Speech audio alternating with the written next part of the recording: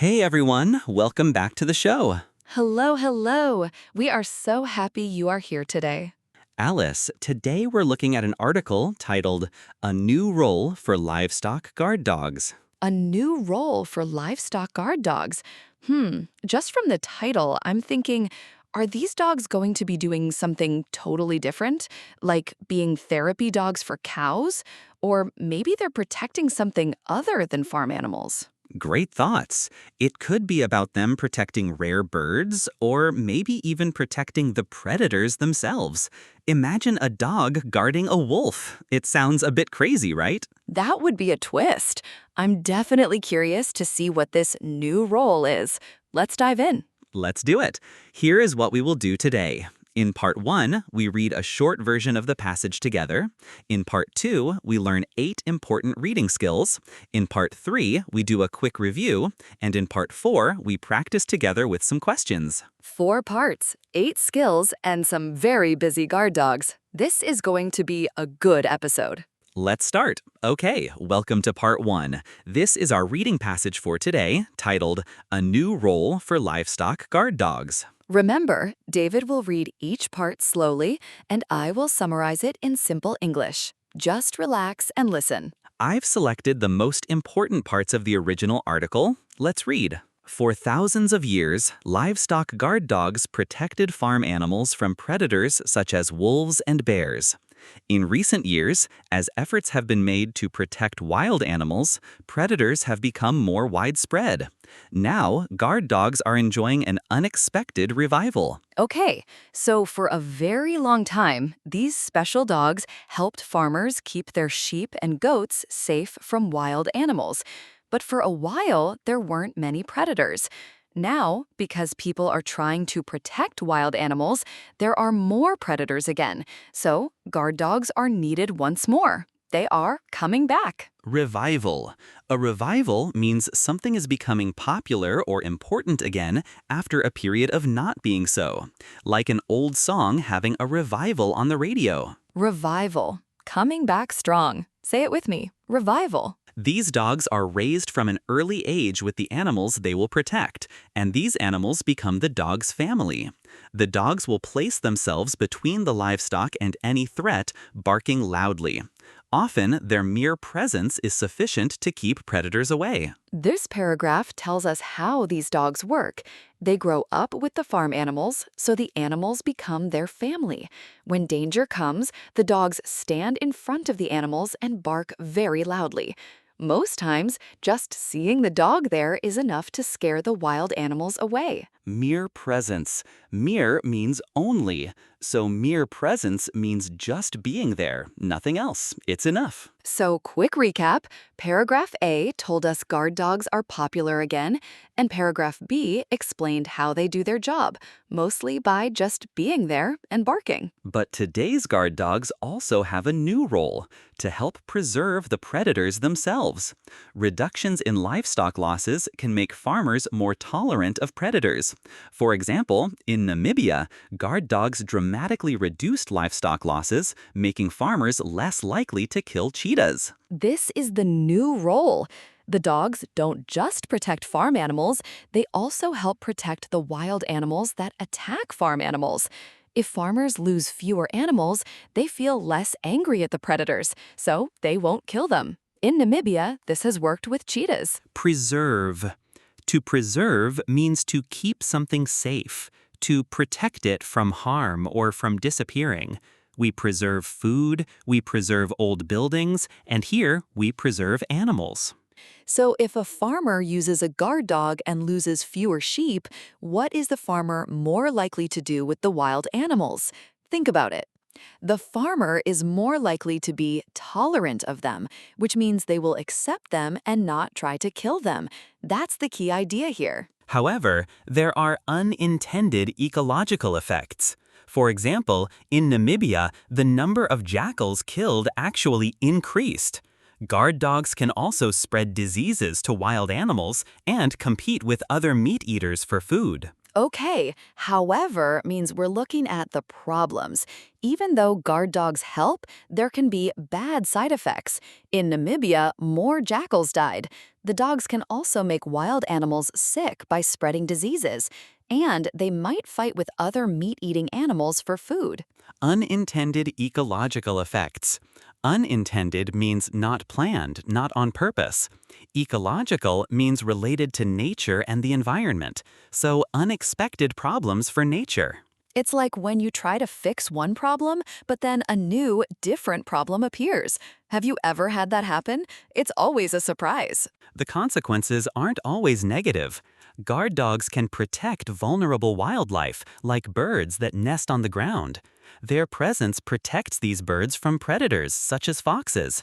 So there may be a bright future for guard dogs in promoting harmony between humans and wildlife. Finally, some good news. These side effects aren't always bad. Dogs can also help other animals, like birds that build their nests on the ground, and the dogs protect these birds from foxes that might eat their eggs. So, if we use them carefully, guard dogs can help humans and wild animals live together peacefully. Vulnerable. If something is vulnerable, it is easy to hurt or attack. So vulnerable wildlife means animals that are easily harmed. Okay, that is the full passage, 5 paragraphs. Let's quickly remember the main idea of each paragraph. Paragraph A, the revival of guard dogs. Paragraph B, how they work, with barking and presence. Paragraph C, their new role, protecting predators. Paragraph D, the unintended bad effects. Paragraph E, the unexpected good effects. So, that was our reading passage. How did you feel? Did you catch most of it? If you didn't catch everything, that is completely normal. The goal was just to get the general shape of each paragraph and the main ideas. Revival, how they work, new role, bad effects, good effects. If you remember those main points, you have already done something very useful. And now, we are going to learn the 8 skills that help you read any passage like this faster and more confidently. Let's go to part 2. Welcome to part 2. This is the main part of today's episode, the 8 reading skills. 8 skills you can use in your next IELTS exam, or even in everyday English reading. Are you ready? Let's begin with skill 1. Okay, skill number 1, David. Skill number 1. Skim the whole passage first before you read carefully. Skim? You mean read it fast? Yes, very fast. Don't stop for difficult words. Just get the general idea of each paragraph. So, for our guard dog passage, what's the general idea? Paragraph A introduces the revival. Paragraph B explains how they work. Paragraph C talks about their new role. Paragraph D discusses the bad effects, and paragraph E talks about the good effects. Oh, so it's basically come back, how they work, new job, problems, benefits. That's the same shape we just reviewed a moment ago. Exactly. And once you know that shape, finding answers becomes much faster. Why does that help so much? Because when a question asks about a problem, you already know that's probably in paragraph D. You don't need to search the whole text. That makes a lot of sense. I always used to read the whole thing first. No more. Here is a tip. When you skim, only read the first sentence of each paragraph. That sentence usually tells you what the paragraph is about. Say this with me. Skim first. Skill number 2, always read the questions first before you scan for answers. Wait, isn't that obvious? You'd think so, but many students start reading the passage in detail before they even know what they're looking for. Ah, so they waste time reading things they don't need. Exactly. If the question asks about diseases spread by dogs, you already know which words to look for. So the question guides the reading, not the other way around. Perfectly said. The question is your map. Read the map before you start walking. The question is your map. Say it with me. The question is your map. Okay, skill 3. Scan for keywords. Don't read every word. Let your eyes jump to the important ones. What counts as a key word? Names, numbers, dates, and unusual words. For example, in our passage, Namibia, jackals, foxes, thousands of years. So if a question asks about specific animals, I just scan for those animal names? Exactly. Your eyes move down the page quickly, like a camera, looking for the important things. Like a camera. My eyes are a camera. I love that. Numbers and dates are always easy to spot. If a question mentions thousands of years, your eyes will find it very quickly. All right, quick pit stop. So far, we've got skim first, questions are your map, and now eyes like a camera for keywords. 3 down, 5 to go. Skill 4 is a really useful one. Watch for paraphrasing. What do you mean by paraphrasing? The question will almost never use the exact same words as the passage. It will use synonyms instead. Can you give me an example from our guard dog passage? Sure. The passage says reductions in livestock losses. A question might say fewer farm animals were lost. Oh, reductions becomes fewer and losses becomes lost. Exactly. Same meaning, different words. That sounds hard. It gets easier with practice, honestly. The skill is simply don't look for the same words, look for the same meaning. Say that again, David. I want to remember it. Don't look for the same words, look for the same meaning. Don't look for the same words. Look for the same meaning. Say it with me. Skill 5. Find the topic sentence. Usually, the first sentence of a paragraph tells you what the whole paragraph is about. So in paragraph D, the first sentence says, however, there are unintended ecological effects. Right. So immediately you know this paragraph is about problems, about bad side effects for nature. So I don't need to read the whole paragraph carefully unless the question is about problems. Exactly right. The topic sentence is like a sign. It tells you what is inside before you open the door. Let's practice. Listen to this first sentence. What is the paragraph about? The consequences aren't always negative. The paragraph is about good things or positive consequences. That is paragraph E. Did you get it right? Skill 6 is the one that trips learners up the most, but it's really just a small logic puzzle. True, false, not given questions. Oh no, I always get confused with not given. Everyone does at first. Here is the key difference. True means the passage says the same thing as the statement. False means the passage says the opposite. Not given means the passage simply does not mention it at all. So not given does not mean false.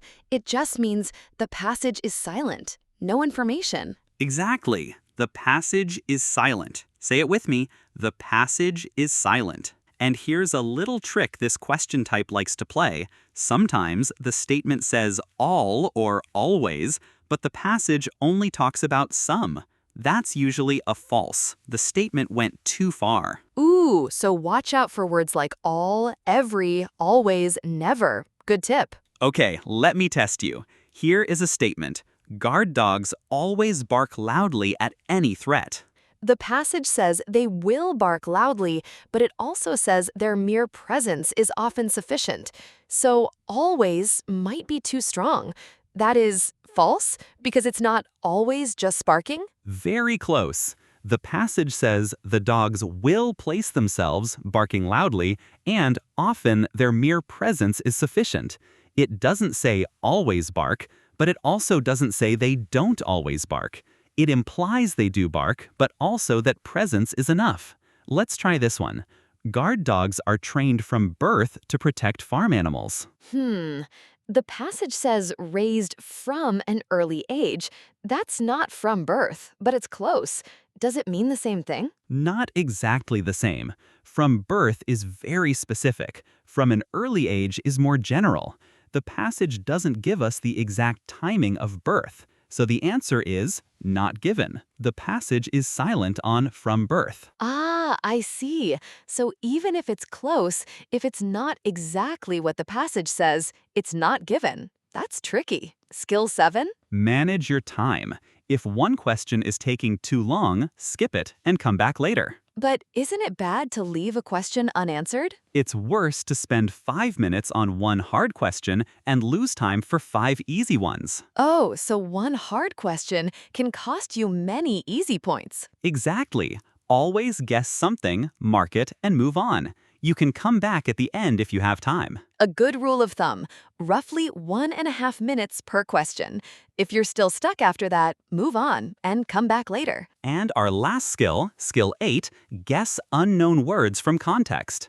You will never know every word, and that is completely normal. Oh, that is so good to hear. For example, imagine you don't know the word tolerant in our passage, but the sentence talks about reductions in livestock losses can make farmers more tolerant of predators and less likely to kill them. Less likely to kill them is a big clue. So I can guess tolerant must mean something like accepting or not wanting to harm. I don't need the exact definition. I just need enough to understand the main idea. Exactly. Context is the words around the unknown word. Use those words as clues. Say this with me. Use context clues. And that is skill 8, and all 8 skills done. Wow, 8 skills. That was a lot, but I feel much more confident now. You should. These are real, practical skills that every good IELTS reader uses. And the important thing is, these skills work together. Skim, read the questions, scan for keywords, watch for paraphrasing, topic sentence, true, false, not given, time management, context clues. They are a team. All 8 working together. Let's go review them quickly. Before we move on to part 3, David, where can students practice these reading logic skills? Definitely check out IELTSlogic.com. It offers full reading passage breakdowns, listening practice, and speaking logic chain training. That's awesome! Built by system architects to sharpen your analytical thinking. Visit IELTSlogic.com today. Welcome to part 3. Quick review, no pressure, just a fun recap. I will quiz Alice and you can play along. Ready? I will remember all 8. Watch me. Okay, Alice, I'm going to quiz you. Skill 1. What do we do first? Read every single word in detail? No, that's the opposite. Skim first. Get the big picture. Right. Skim first. I knew that. Okay, skill 2. What comes after skimming? Read the questions before you scan. The question is your map. Excellent. And skill 3? After reading the questions, what do your eyes do? Scan for keywords, names, numbers, dates. My eyes are a camera. Perfect. Now, skill 4, this is a tricky one. What should you watch out for? Paraphrasing. Don't look for the same words, look for the same meaning. You got it. How about skill 5? What's that magic sentence in each paragraph? The topic sentence. It's like a sign on a door. Okay, skill 6. What are those 3 tricky words? True, false, not given. And not given means the passage is silent. Spot on. Almost there. Skill 7. Manage your time. Don't get stuck on one question. Move on. And finally, skill 8. If you see a word you don't know. Guess from context. Use context clues. 8 skills. I think I got them all this time. Well, almost. You nearly said read every word at the start. That one doesn't count. I was warming up. Now, if you feel like it, try saying all 8 out loud yourself. No pressure. Even remembering 4 or 5 is great. However you did, that is genuine progress. 8 skills reviewed, quickly and clearly. Remember, you don't need to memorize the names. You need to do them. Skills are actions, not words. Alice, a quick reminder for our listeners before we head into part 4. Yes, for complete reading, sentence analysis, synonym replacements, and solution pathways, head over to IELTSlogic.com.